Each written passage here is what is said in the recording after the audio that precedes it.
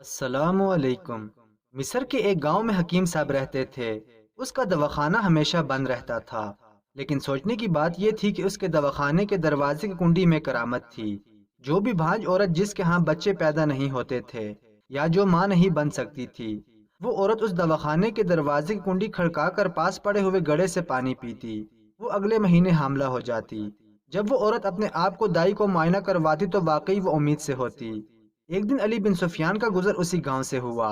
उसने वहां पर औरतों का हुजूम देखा तो उनसे पूछा कि औरतें यहाँ पर क्या कर रही हैं। औरतों ने अली बिन सुफियान को बताया कि यहाँ पर बांझ औरतें हकीम साहब के दरवाजे की कुंडी खड़काकर घड़े से पानी पी रही हैं। जो ये काम करती हैं उनमें से आधी से ज्यादा अगले माह हमला हो जाएंगी। ये बात अली बिन सुफियान को समझ में नहीं आ रही थी कि ये कैसे हो सकता है। रात को अली बिन सुफियान यही सोचता हुआ सो गया। अगले दिन वो सुल्तान सलाउद्दीन अयूबी के दरबार में अपने फराइज सर अंजाम देने लगा।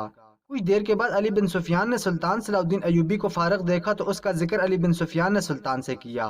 सुल्तान ने कुछ सोचा और कहा कि इस जगह पर कुछ गलत जरूर हो रहा है, कुछ न कुछ गड़बड़ जरूर है। ऐसे कैसे हो सकता है। उस दिन अदालत में बहुत से लोग आए हुए थे। सुल्तान ने अगले दिन अली बिन सुफियान के साथ जाने का मंसूबा बनाया। सुल्तान ने अली बिन सुफियान को कहा कि मैं औरतों वाले कपड़े पहनकर तुम्हारे साथ जाऊंगा। तुम वहां पर सब औरतों को बताना कि ये मेरी बीवी है। हमारे यहाँ 20 सालों से औलाद नहीं हुई। वहां पर औरतों से सारा तरीकाकार समझ लेंगे। वो दोनों अली बिन सुफियान और सुल्तान घोड़े पर सवार हुए। अली बिन सुफियान घोड़े पर आगे बैठा हुआ था और सुल्तान अली बिन सुफियान के पीछे बैठे हुए थे। वो दोनों गांव के करीब पहुंचकर पैदल चलने लगे ताकि गांव से उतरते वक्त उनको कोई पहचान ना ले। उन्होंने अपने कपड़े सीधे किए। सुल्तान ने बुर्का पहना हुआ था, अंदर जंगी लिबास था जिसमें 2 जदीद खंजर रखे हुए थे ताकि खुशगवार वाक़े से फौरन निपटा जा सके। सुल्तान ने दरवाजे को दस्तक दी और जैसे ही गड्ढे से पानी पिया तो सुल्तान सलाउद्दीन अयूबी। दोस्तों, ये वाक़या कुछ इस तरह का है कि मिस्र के एक गांव का नाम बलगारी था। उसमें एक ताजर रहता था। उसकी बीवी बहुत खूबसूरत थी।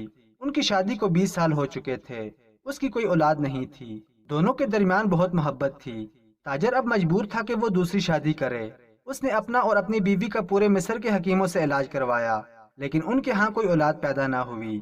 जब भी मियाँ बीवी एक दूसरे के साथ बैठते, वो अपने मुस्तकबिल के बारे में बात करते कि हमारे मरने के बाद हमारी जायदाद का वारिस कौन होगा। एक दिन उसकी रिश्तेदार आई ताकि एक दूसरे का हाल अहवाल मालूम कर सकें। उस औरत ने ताजर की बीवी को बताया कि फलां गांव में एक हकीम का दवाखाना है।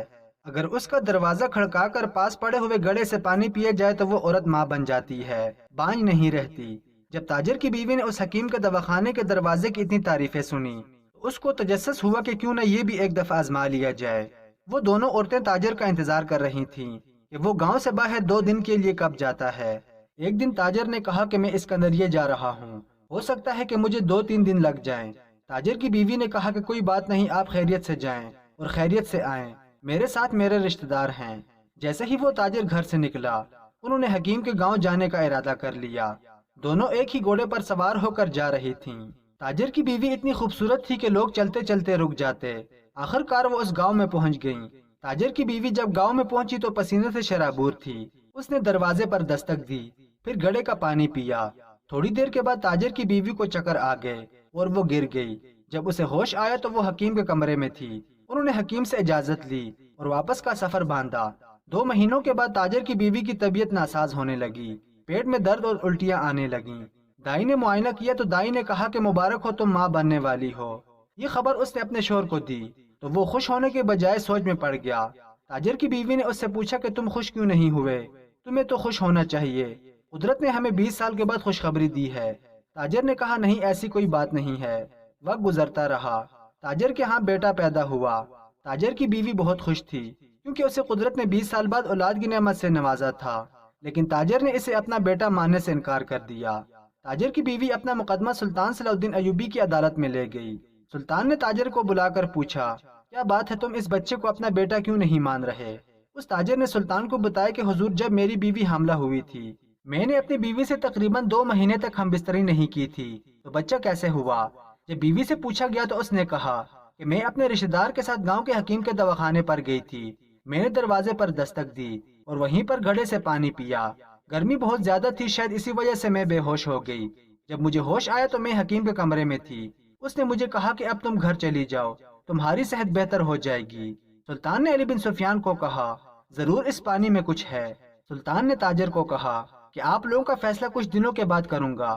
سلطان نے بھیس بدلا اور علی بن سفیان کے ساتھ گھوڑے پر روانہ ہو کر اس حکیم کے دواخانے پہنچ گیا۔ سلطان نے دروازے پر دستک دی اور پھر گڑھے سے پانی پینے کا دکھاوا کیا اور بے ہوش ہو گیا۔ سلطان صلاح الدین ایوبی نے تھوڑی سی آنکھ کھول کر دیکھا تو وہاں پر دو آدمی آئے اور انہیں کمرے کے اندر لے گئے۔ جیسے ہی وہ سلطان کے کپڑے اتارنے لگے وہ اٹھ گئے اور حکیم کے گردن پر خنجر رکھ لیا۔ علی بن سفیان نے اس حکیم کے ہاتھ باندھ کر گھوڑے پر بٹھایا اور دربار لے گئے۔ دربار جا کر اس حکیم سے تفتیش کرنے پر معلوم ہوا کہ وہ عورتوں کے ساتھ ہم بستری کرتے تھے۔ سلطان نے انہیں قتل کر کے ان کا سر دواخانے کے سامنے لٹکا دیا۔ سلطان نے تاجر کی بیوی اور تاجر کو بلایا تاکہ ان کا فیصلہ کیا جا سکے۔ آخر ماں نے اس بچے کو 9 ماہ پیٹ میں رکھا پھر جنم دیا۔ تاجر کو سلطان نے کہا کہ اگر مرد عورت کے ساتھ ہم بستری کرتا ہے تو اس کا جراثیم 3 ماہ تک ماہواری میں زندہ رہتا ہے۔ ہو سکتا ہے یہ تمہارا ہی بیٹا ہو۔ اگر تم اسے قبول کرتے ہو تو بہتر، ورنہ مجھے دے دو، میں اس کی کفالت کر لوں گا۔